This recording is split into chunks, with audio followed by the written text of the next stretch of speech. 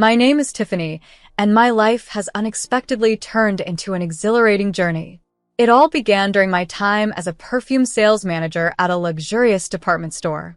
One day, a tall, handsome man entered the store, looking quite anxious as he toyed with his phone while heading to the counter. "Hi," he uttered nervously. "I need help picking out a perfume for my mom." His sincere concern for his mother's happiness was charming. "I'll make sure we find the perfect scent," I assured him, and we started exploring some of the popular fragrances. His name was Jeffrey, a 32-year-old who worked for his family's construction business and lived close by. We hit it off quickly, chatting effortlessly. I was drawn to his warm brown eyes and timid smile. After nearly an hour, we chose a sophisticated floral perfume.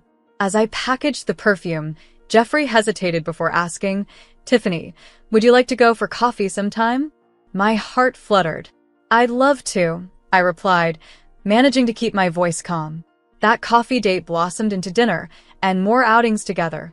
Jeffrey was sweet and thoughtful and always made me laugh.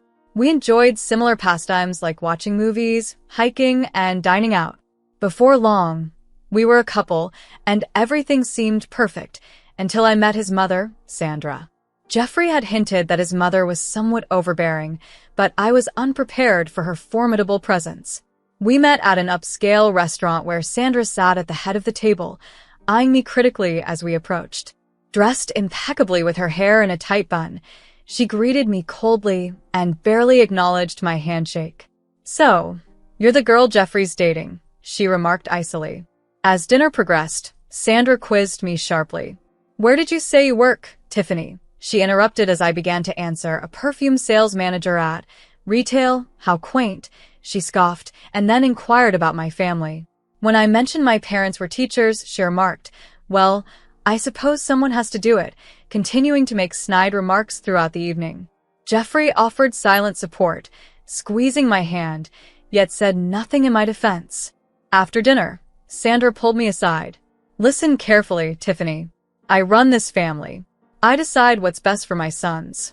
If you want a future with Jeffrey, you'll need to prove your worth," she whispered sharply. Stunned, I couldn't respond. When Jeffrey proposed, I was ecstatic, but that joy was soon overshadowed by Sandra's domination of our wedding plans. She dictated every detail, from the venue to the guest list. I tried to assert my ideas, but was swiftly dismissed. "Those are nice, dear, but let's leave this to the professional," she insisted. Jeffrey, pleading with his eyes, whispered, "Just go along with it, it's easier this way." So, I watched helplessly as my dream wedding morphed into Sandra's grand vision. Despite this, I remained hopeful that things would change once we were married and living independently. The first few months of our marriage were a whirlwind of joy as Jeffrey and I settled into our new apartment, embracing the thrill of creating our own space together. Despite the excitement of setting up our new apartment, Sandra's influence was impossible to ignore. She would often visit unannounced while Jeffrey was at work, ostensibly just to check in. As she critiqued our living room layout, "Oh, dear, is this how you've arranged it? Let me show you a better way." I would clench my teeth and force a smile, trying to see her intrusions as well-intentioned, even though they felt more like encroachments on our privacy. One evening, as Jeffrey and I enjoyed a quiet dinner, my phone broke the tranquility with a call from my boss. He offered me a promotion to senior sales manager, a role I had long aspired to. Thrilled, I shared the news with Jeffrey, who was equally happy for me. The next day, we found ourselves at Sandra's house for dinner. The tension was palpable. As she served what appeared to be a perfect roast, I could barely swallow, the meat tasting like sawdust. "Tiffany," Sandra began, her voice dripping with feigned sweetness, "Jeffrey tells me you've been offered a promotion." "How nice." "Yes, I'm very excited about it," I replied, striving to maintain my composure. Sandra's smile tightened. "Well, dear, I think it's time we discuss your real future. We need someone in sales, and with your experience, you'd be perfect." I took a deep breath. "Sandra, I appreciate the offer, but I'm happy in my current job. I don't want to leave it." The room's temperature seemed to drop. Sandra's eyes narrowed. "I see." "So, you don't consider yourself part of this family then?" Feeling my temper rise, I responded, with all due respect, Sandra, you don't get to decide what's best for my marriage or career. Sandra stood abruptly, her chair scraping the floor. I think you need to reconsider your priorities, young lady. Jeffrey, talk some sense into your wife. With that, she stormed out. I turned to Jeffrey, expecting his support, but instead, he looked conflicted. Tiffany, maybe we should think about this. Mom knows what she's doing. The drive home was silent, heavy with unspoken words and growing resentment. That night, as I lay in bed staring at the ceiling, I realized that my struggle wasn't just with Sandra, it was with the entire family dynamic I had married into. Tension thickened with each passing day. One Sunday, at a family barbecue at Sandra's, I was in the kitchen preparing salads when I overheard Sandra on the patio. It's such a shame, she announced loudly. I remember Brian's ex-wife. She was just as ungrateful as Tiffany. But I showed her the door, kicked her out of this family myself. My cheeks burned. Brian, Jeffrey's older brother, looked uncomfortable. Mom, please, he muttered, but Sandra pressed on. I'm just saying, a woman should know her place. Isn't that right, Frank? Jeffrey's father merely grunted, seldom opposing his wife. I couldn't bear it any longer. Marching out to the patio, salad bowl in hand, I confronted her. Sandra, if you have something to say to me, why don't you say it to my face? The backyard fell silent. Sandra's eyes narrowed. Fine. You want to know what I think? I think you're not good enough for this family. You're stubborn, you're disrespectful, and you're pulling Jeffrey away from his responsibilities. Feeling as though I had been slapped, I retorted, responsibilities? You mean being your puppet? Jeffrey pleaded, Tiffany, please, let's not do this here. I spun around to face him. And you, when are you going to stand up to her? When are you going to be a husband instead of a mama's boy? The moment the words left my mouth, I regretted them. Jeffrey's face crumpled, and Sandra looked triumphant. You see, she crowed, this is who you are. A spiteful, ungrateful girl who doesn't appreciate what she has. Tears welled up in my eyes. Without another word, I dashed into the house, grabbed my purse and keys, and drove away.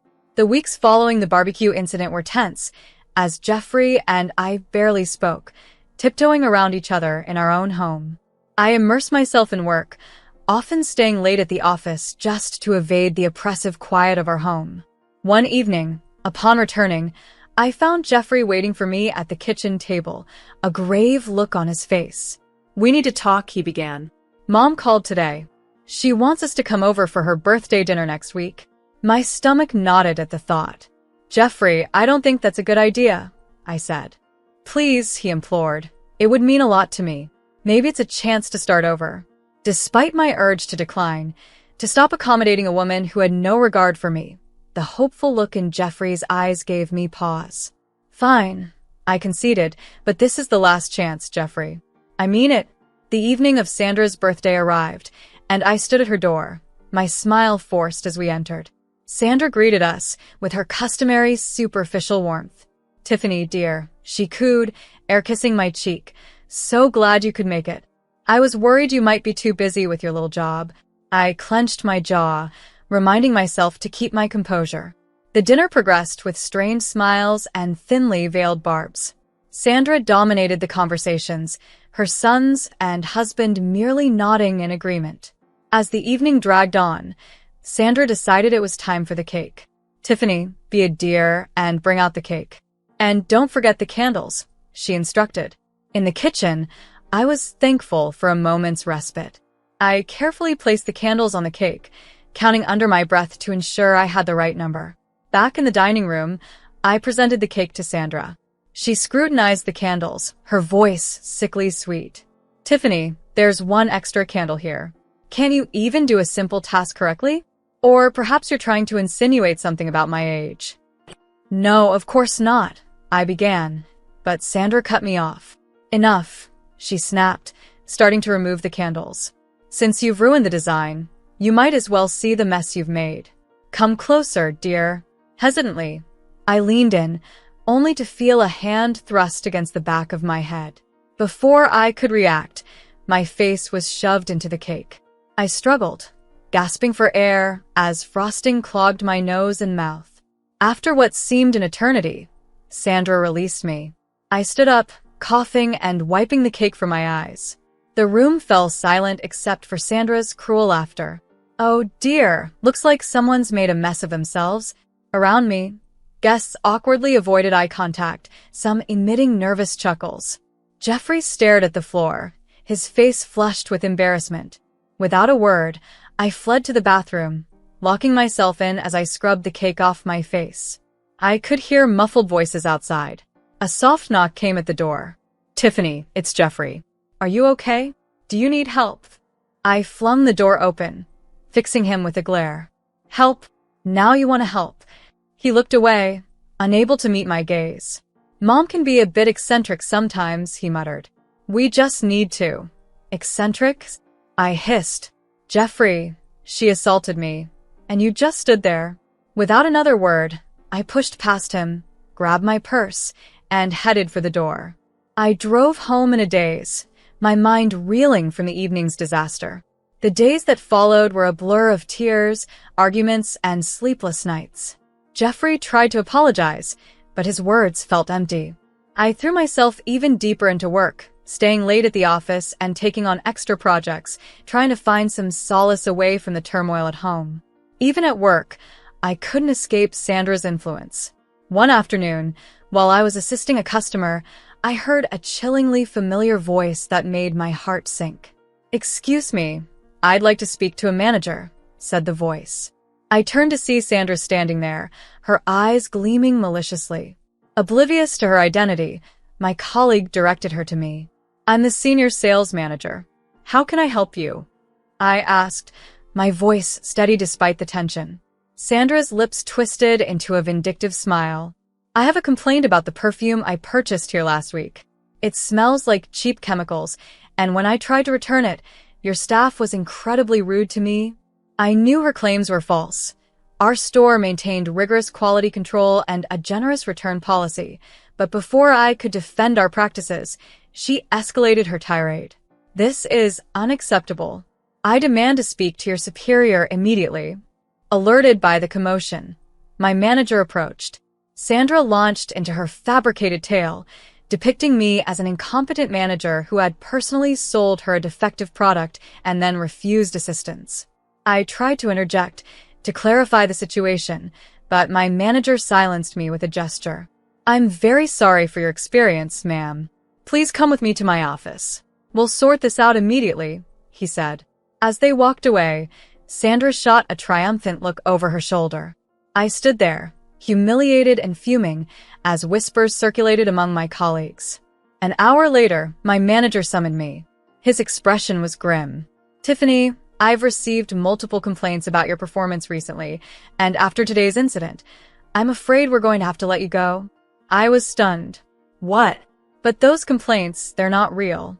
It's my mother-in-law. She's trying to—" "Tiffany, please," he interrupted.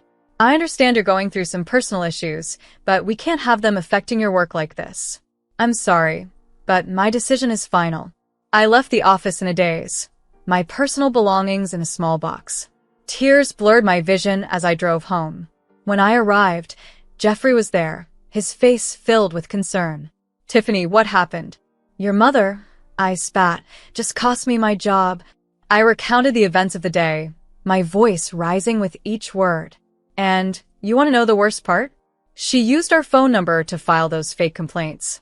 "Our phone number, Jeffrey, the one you gave her without asking me?" I locked myself in our bedroom, ignoring his pleas from the other side of the door. As I lay there, staring at the ceiling, I realized I was at a crossroads. I couldn't continue living like this, constantly under attack from Sandra and unsupported by my husband. The weeks following my job loss were some of the darkest I'd ever faced. One evening, as I sat at our kitchen table surrounded by job listings and unanswered applications, my phone buzzed. It was a text from an unknown number. "I hear you're looking for work. Maybe it's time to reconsider my offer." Sandra, stunned. I wondered how she had gotten my new number, which I had changed specifically to avoid her. As if on cue, Jeffrey walked in. I held up my phone. "Did you give your mother my new number?" His hesitation said it all. Look, maybe we should consider her offer. It's for us, for our future. Faced with this ultimate betrayal, I knew something had to change. This wasn't just about a job or an annoying relative. It was about my self-respect and our future together, both hanging by a thread. I pushed back my chair abruptly, the sound scraping loudly against the floor. Our future, Jeffrey? There won't be a future if this continues. If things don't change soon, I don't know if I can stay in this marriage. The room fell into a stifling silence. Jeffrey appeared stunned, as if unable to grasp the weight of my words. Finally, he whispered, I'll talk to her, I promise. Just give me some time. I wanted to believe him. I truly did. But I had heard similar promises before. Yet, what other choice did I have? I nodded silently, too disheartened to speak. The next day, I decided to take matters into my own hands. Waiting for Jeffrey to confront his mother was no longer an option. I needed to regain some semblance of independence, to remind myself of my strength. I contacted an old colleague who had recently started her own online perfume business. She was understanding of my situation and offered me a job as an online consultant. The pay wasn't much, but it was something, a lifeline amidst the turmoil. But Sandra's influence was far from over. As Christmas approached, so did the annual family gathering, a prospect I dreaded. It would be yet another stage for Sandra to belittle and humiliate me. The night before, Jeffrey and I argued again. He urged me to make more of an effort with his mother, to try and see things from her perspective. Her perspectives? I choked out incredulously. Jeffrey, her perspective is that I'm not good enough for this family, that I should quit my job and become her puppet. How am I supposed to empathize with that? He looked away, unable to meet my gaze. She said in her ways, If we could just... No, I interrupted firmly. I'm done trying. If you won't stand up for me, for us, then I'll have to do it myself. As I lay in bed that night, staring at the ceiling, I made a decision. Tomorrow, at the Christmas gathering, I would confront Sandra once and for all. I was tired of being victimized, of letting her dictate my life. Christmas morning arrived with a heavy air of foreboding. We reached Sandra's house to find it bustling with activity. As we entered the living room, I felt Sandra's scrutinizing gaze. The room was already filled with family, Frank, Brian, and various aunts, uncles, and cousins. The afternoon was a blur of forced pleasantries and thinly veiled insults, with Sandra commanding every conversation. She kept steering the topic towards children, glancing at me each time. Finally, during dinner, she addressed me directly with a voice dripping with feigned concern. Tiffany, dear, I couldn't help but notice you're not drinking. Any special reason?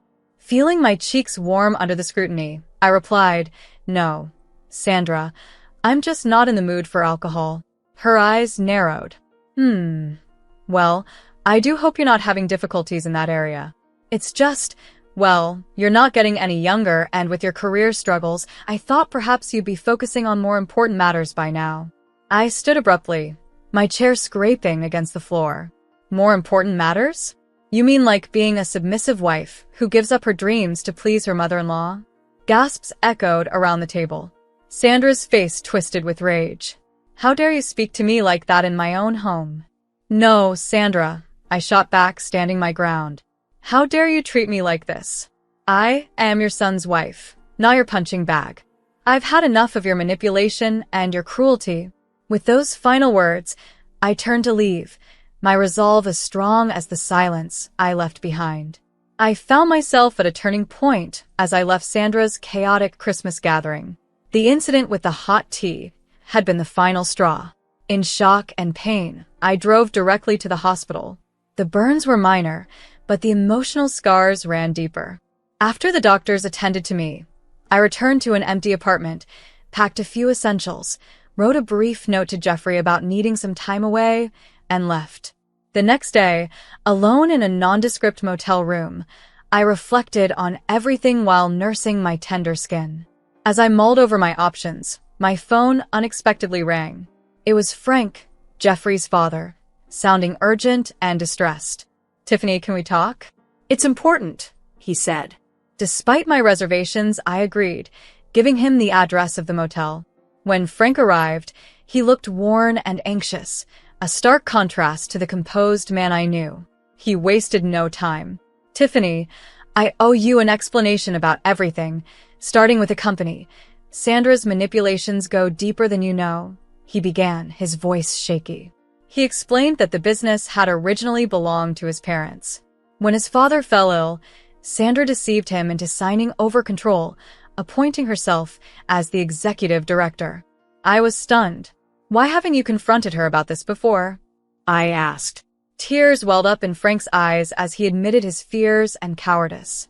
He pulled out a folder stuffed with documents, the evidence of Sandra's misdeeds. He spread the papers before me, revealing years of financial discrepancies, exploitation of undocumented workers, and negligent business practices. Sandra had been skirting laws, underpaying her staff, and silencing anyone who dared to challenge her authority. Among the documents was a police report involving Brian's ex-wife, who had nearly exposed Sandra's actions before suffering an accident that left her severely injured. Sandra had coerced Brian into ending his marriage to keep her silent. As I absorbed the information, my resolve hardened. "This is monstrous, Frank. How could she get away with this for so long?" I asked, my voice a mix of anger and disbelief. Frank's breakdown was complete as he confessed his regret for not acting sooner.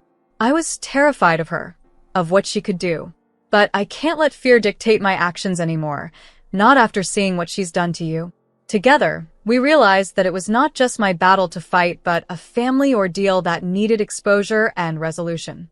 With the evidence in hand and a newfound ally in Frank, I prepared to confront Sandra, not just for myself, but for the sake of everyone she had hurt.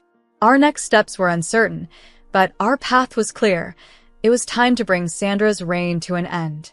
As I watched Frank break down, overwhelmed by a complex swirl of emotions, I felt a powerful mix of anger at Sandra's cruelty and greed, sympathy for Frank and all the exploited workers, and a growing resolve to end this injustice.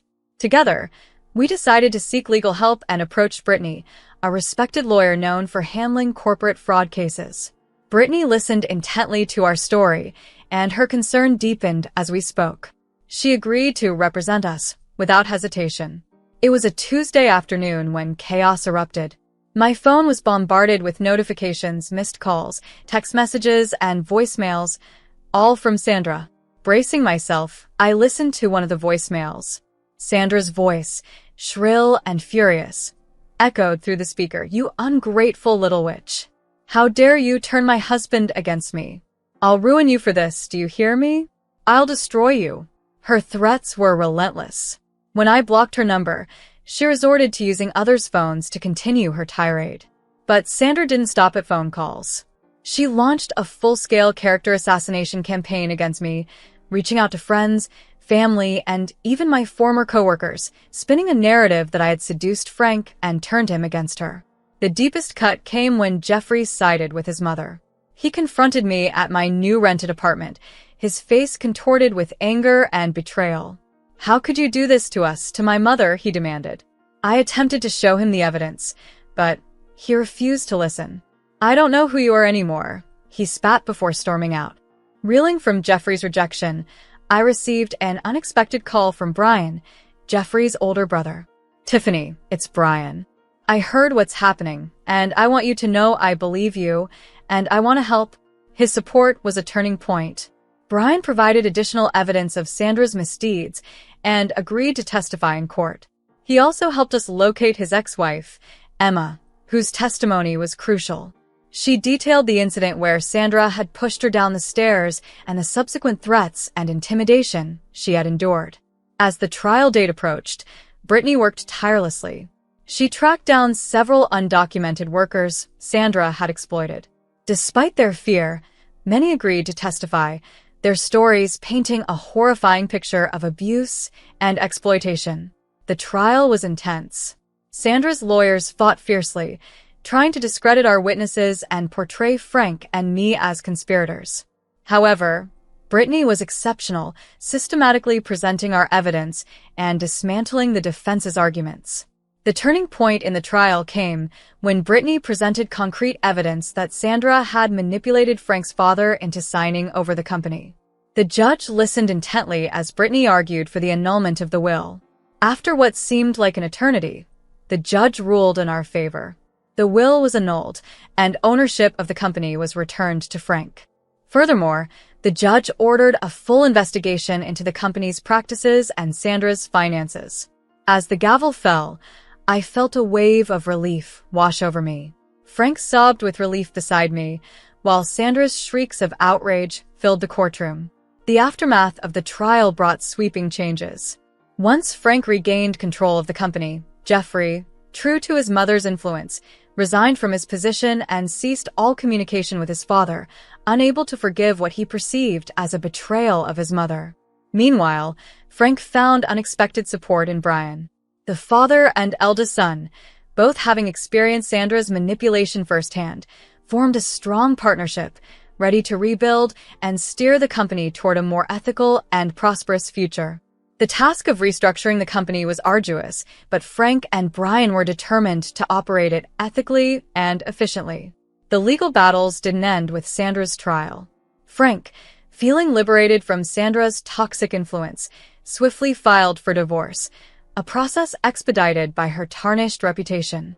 In the divorce settlement, he magnanimously left her the house they had shared for decades, a generous act given all that had transpired. A court-ordered audit of the company's finances unveiled years of creative accounting and tax evasion. The revelations were severe enough that Sandra was slapped with a massive fine and ordered to pay $820,000 in back taxes. The house, her last remaining asset, had to be sold to settle her debts with the tax authorities. Meanwhile, my marriage to Jeffrey crumbled beyond repair. His steadfast loyalty to his mother, despite the overwhelming evidence of her wrongdoings, was something I could neither comprehend nor accept. We filed for divorce, and signing the papers brought me a bittersweet mix of sadness and relief. As I pondered my future, Frank approached me with an unexpected proposition. "Tiffany," he said, his voice tinged with warmth and gratitude, "I know you've been through hell because of our family, but I want you to know that I still consider you family. We're rebuilding the sales department, and I'd like you to be a part of it. What do you say?" Touched by his offer, and after careful consideration, I accepted. Over the following months, I gradually found my footing in the construction business. Leveraging my experience in luxury retail, I mastered the art of selling everything from lumber to specialized tools. My background proved surprisingly valuable in handling high-end clients and custom projects. One day, during a routine shopping trip, I had an unexpected encounter. As I turned down the cereal aisle, I froze. There, just a few feet away, stood Jeffrey and Sandra. They looked worn and haggard, a stark contrast to their once polished appearance. Sandra's voice, shrill and angry, cut through the air. "You weak-willed idiot," she berated Jeffrey. "Can't you do anything right?" "Asked for the bran flakes, not this sugary garbage." Jeffrey, his shoulders slumped, muttered an apology and reached for another box. A pang of pity struck me as I witnessed how their toxic relationship had not only endured but seemed to have worsened. For a moment, I considered approaching them, but watching their dysfunctional interaction, I realized I had nothing to say. Instead, I quietly turned my cart around and left the store, leaving my shopping unfinished. It was a poignant reminder of the life I had left behind and the new path I had chosen, filled with hope and new beginnings.